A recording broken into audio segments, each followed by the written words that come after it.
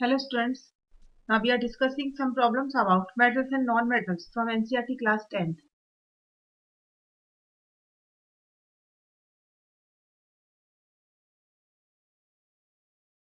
Now here we are discussing activity number 3.12. We are having a clean wire of copper, this is a clean wire of copper, and an iron nail. Also we are having an iron nail. This is the iron nail. Now the copper wire put in a solution of iron sulfate. That is copper wire put in a solution of iron sulfate, that is light green color. Copper wire placed in a solution is having light green color, that is FeSO4 ferrous sulfate, and the iron nail is placed in a solution of copper sulfate. That is the dark blue in color. This solution is the dark blue. There is the copper sulfate solution. Now record observation after 20 minutes. Now what happened after 20 minutes? Now in both of the test tube first and test tube second, the test tube first, that is the copper wire, is dipped in FeSO4 solution. Now as we know that Fe is more reactive than copper. Now so there is no reaction takes place in this test tube first, since as we know that more reactive metal remains always in the salt form. Now here is the more reactive iron metal already in the salt form, since FeSO4 is a salt of iron. So here is the no reaction takes place. But in the second case, here is the, since iron is more reactive than copper, so now after 20 minutes, here is the chemical reaction taking place. Now what's happened during the chemical reaction? This copper sulfate aqueous react with this iron nail. Now in that reaction, the copper is less reactive than iron. So in that reaction, the copper remains in the salt form and copper converted into solid form. So after 20 minutes, what will happen? This copper comes in place of Fe and Fe comes place in the copper. So there is the displacement. Here is the FeSO4 aqueous, and here is the formation of copper solid.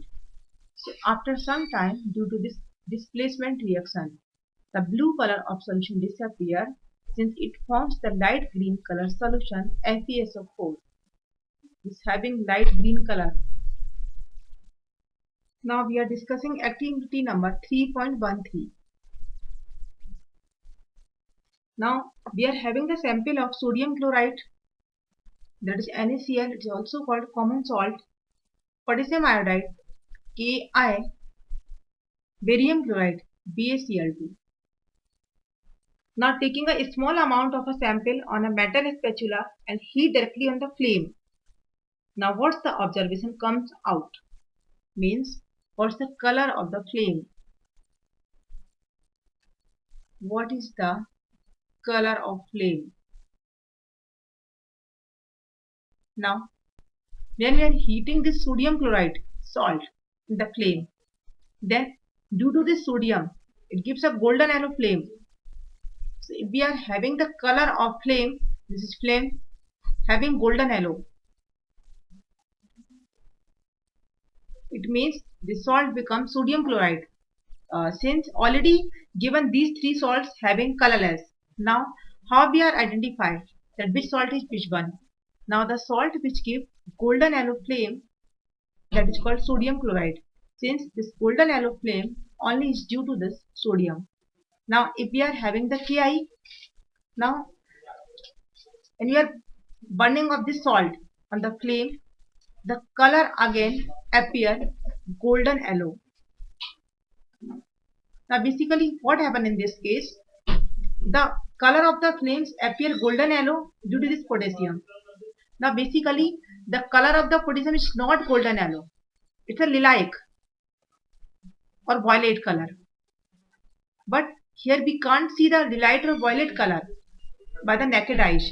If we see the lilac or violet color, then using the lensage, or now by the help of lensage we can see the lilac or violet color. But in that case, here is the potassium iodide having the small amount of sodium chloride, means each potassium salt having the impurity of sodium salt. So due to the presence of sodium salt, we are always seeing by the naked eyes in the golden yellow color. But if we are using the magnifying glasses, now by the help of magnifying glasses, we can see the lilac or violet color. Now the third salt is barium chloride. This is the barium chloride. Now this salt gives the apple green color. Now a flame having apple green color, then we can say that this apple green color is due to the presence of barium. So in presence of sodium having golden yellow flame, now it's due to the potassium, it's having naked eyes golden yellow, but when we are using magnifying glasses, the color becomes lilac or violet color, and due to this barium salt, the color of flame is apple green is due to the presence of barium. So by the using of the flame color, we can identify the salt. Now we are discussing some question that is given in the outside of NCERT. The topic is metals and non-metals. In the metals and non-metals exercise, question number first. Yes. Which of the following pairs will give displacement reactions? Now we are having the pair is sodium chloride, that is in the aqueous state, and with this solution we are having the copper metal, Cu solid. In the second choice, we are having MgCl2 solution, and with this aluminum metal in the solid state. Now in the third option, FeSO4 solution, that is FeSO4 aqueous. Now with this salt, we are having silver metal, that is Ag solid. And the fourth option, that is D, we are having silver nitrate solution, that is AgNO3 aqueous. And with this, the solid is copper metal. Now we are having these four pairs. Now the question is that which pair give displacement reaction? Now if we are discussing about first option, in that option we are having two metals. First is sodium and second is copper. As we know that sodium is more reactive than copper, and more reactive metals always remains in the salt form. So in the option first, this more reactive sodium already in the salt form. So here is the no reaction taking place. Now in the second option we are having magnesium and aluminum. Now this one is more reactive as compared to magnesium and aluminum. Now we are knowing that magnesium is more reactive as compared to aluminum, and the magnesium already remains in the salt form, so there is the no reaction takes place. Now in the third option, first metal is Fe and second is silver. Now we know that Fe is more reactive than silver, so again no reaction taking place. In the last option, that is the option D, we are having silver nitrate plus copper. Now in that case, copper is more reactive than silver, so here the reaction is taking place. We are having silver nitrate and copper solid, but after the reaction we are having the copper nitrate aqueous plus the solid is silver. So here is the reaction taking place, that is called displacement reaction. Now in the second question, which of the following methods is suitable for preventing an iron frying pan from rusting? The first is applying grease, that is the first option. The second option becomes applying paint, and third option is applying a coating of zinc,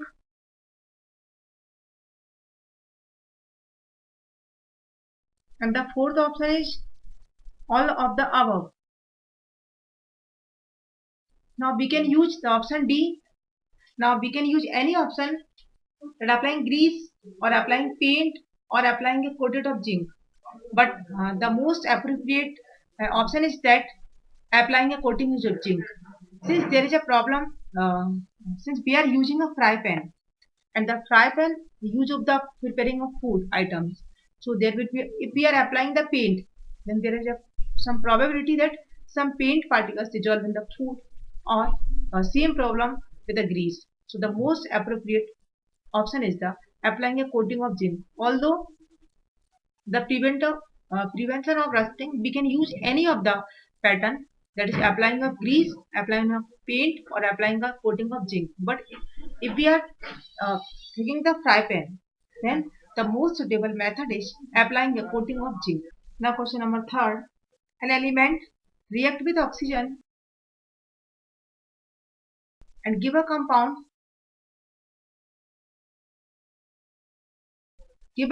with a high melting point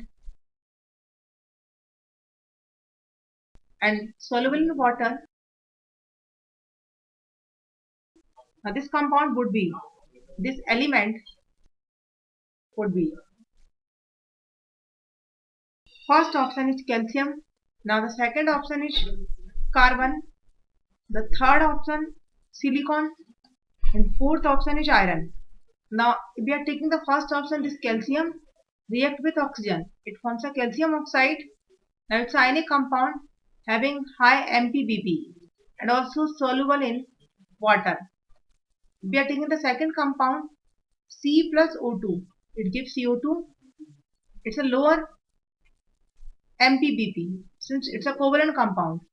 Now if we are taking silicon, it gives O2. It forms SiO2.